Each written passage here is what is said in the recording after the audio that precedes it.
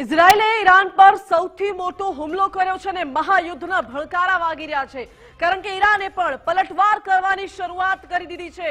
Iran પર ઇઝરાયેલે હુમલો કર્યો હતો। ઇઝરાયેલે હાલ તો operation roar of the lion ચલાવ્યું છે। આપને જણાવી દઈએ કે અગાઉ આની પહેલા જ્યારે ઇઝરાયેલે મોટી કાર્યવાહી કરી હતી ત્યારે ઇઝરાયેલે નામ આપ્યું હતું ઓપરેશન રાઇઝિંગ લાયન, અને આ બીજી વાર ઇઝરાયેલે અત્યારે ઈરાન પર હુમલો કર્યો છે, જેનું નામ આપવામાં આવ્યું છે roar of the lion, roaring lion એટલે ગર્જતો સિંહ તેવું નામ આપવામાં આવ્યું છે।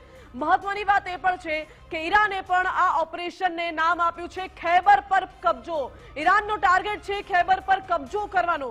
જો કે એક તરફ અત્યારે Israel plus America versus Iran જેવો ઘાટ ઉભો થઈ ગયો છે, કારણ કે સીધી રીતે અમેરિકા પણ આ યુદ્ધમાં ઉતરી આવ્યું હોય તેવું લાગી રહ્યું છે, અને અમેરિકાએ સીધું સમર્થન ખુલીને આપી દીધું છે ઇઝરાયલને। અમેરિકાએ કહ્યું છે કે ઈરાનના હુમલો એ તો માત્ર શરૂઆત છે, હજુ પણ આ કાર્યવાહી યથાવત રહેશે। અમેરિકાએ નામ આપ્યું છે ઓપરેશન ફ્યુરી।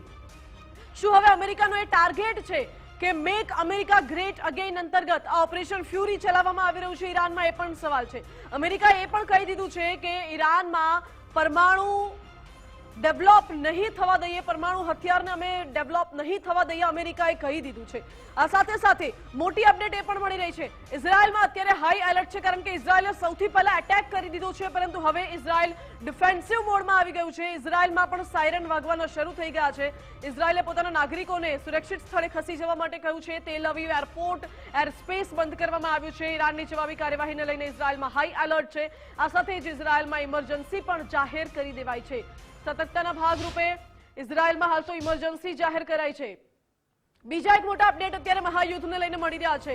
ઈરાન પર ઇઝરાયલે મોટો હુમલો કર્યો હતો, તેમાં ઈરાનમાં 30 જેટલા સ્થળોને ટાર્ગેટ બનાવવામાં આવ્યા હતા, અને એ 30 સ્થળમાં રાષ્ટ્રપતિ ભવન, મંત્રીઓના ઘર અને અનેક એવી મહત્વની સરકારી ઇમારતો હતી જેને ટાર્ગેટ બનાવવામાં આવ્યા।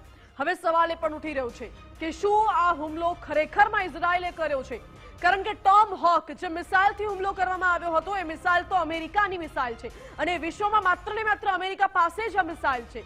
તો શું આ હુમલો અમેરિકાએ કર્યો હતો, કે પછી અમેરિકાએ મિસાઇલ ઇઝરાયલને આપી અને ઇઝરાયલે હુમલો કર્યો છે, કે પછી ઇઝરાયલે અમેરિકા પાસેથી હથિયારોની ખરીદી કરી છે અને પછી ઈરાન પર એટેક કર્યું છે? આ પ્રકારના પણ ઘણા બધા સવાલો ઉઠી રહ્યા છે। જો કે ઈરાનમાં 30 જેટલા સ્થળ ઉપર હુમલા કરવામાં આવ્યા હતા, ઇજાગ્રસ્ત લોકોને સારવાર માટે ખસેડવામાં આવી રહ્યા છે, અને ઈરાન પર હુમલો થયો ત્યારબાદ અમેરિકાની પહેલી પ્રતિક્રિયા પણ સામે આવી હતી। ઈરાન પર હુમલા બાદ ડોનાલ્ડ ટ્રમ્પે મોટું નિવેદન આપ્યું છે અને કહ્યું કે ઈરાન ક્યારેય પરમાણુ શક્તિ નહીં બની શકે। ઈરાન પરમાણુ હથિયાર બનાવવાનો પ્રયત્ન કરી રહ્યું હતું। અમેરિકાએ ઈરાનની અંદર ઓપરેશનની શરૂઆત કરી દીધી છે। ટ્રમ્પે ખુલીને ઇઝરાયલનું સમર્થન કર્યું।